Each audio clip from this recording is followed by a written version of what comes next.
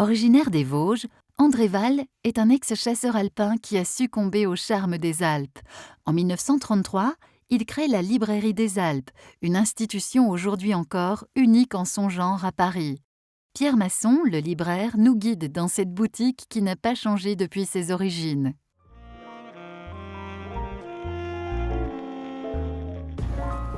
Bonjour, voilà, bienvenue à la Librairie des Alpes. Il y a 80 ans, il semblerait qu'il y ait un monsieur qui s'appelle André Val, qui devait avoir une vingtaine d'années en 1920, et qui fait son service militaire comme chasseur alpin autour de 1925. Je ne sais pas exactement les dates. Tombant amoureux des Alpes, il refuse après le service militaire de retourner dans les Vosges, et il décide d'ouvrir cette librairie à Paris.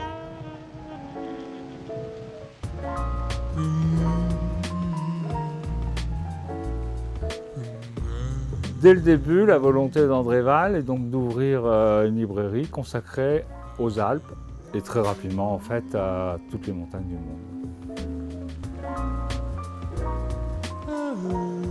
Ici, la librairie par exemple a une série classique, si l'on peut dire, mais c'est difficile évidemment à trouver, ce qu'on appelle les Saussures, qui est la première expédition scientifique dans les Alpes.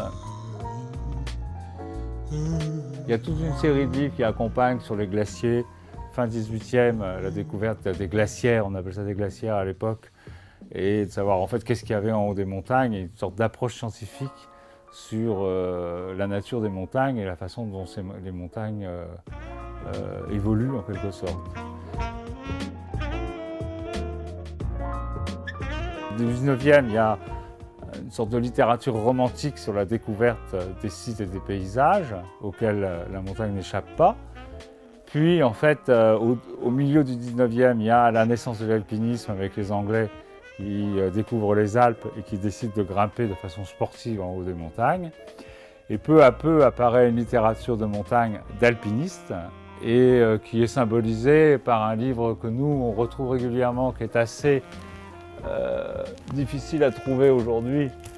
C'est le livre de Whymper, Escalade dans les Alpes, qui est tout compte fait en 1873 la première traduction d'un livre anglais d'alpinisme qui, en termes de bibliographie, est l'acte fondateur du livre d'alpinisme de montagne. Le début du XXe siècle, ça correspond aussi au moment des grandes explorations, c'est-à-dire que ceux qui grimpent en haut des montagnes, ce sont aussi ceux qui vont découvrir les pôles. Et là, il y a donc des séries jusqu'aux des années 40, avant la guerre, des livres qui sortent sur le récit de grands explorateurs. C'est difficile de parler de littérature de montagne. Il y a des auteurs qui sont attachés à la montagne, mais par exemple, il y a un grand écrivain qui s'appelle Ramu. Ramu, c'est pas que la montagne, c'est de la littérature. Maintenant, souvent, le cadre de ces romans, de ces textes, c'est la montagne. Il n'y a pas un client particulier, une clientèle particulière. Il y a effectivement des collectionneurs de livres anciens, des collectionneurs de livres anciens spécifiquement sur la montagne. Il y a des collectionneurs sur des régions particulières. Et après, il y a les gens qui pratiquent la montagne, qui cherchent à se procurer des choses à lire complémentaires au regard du guide de voyage moderne qu'ils peuvent trouver.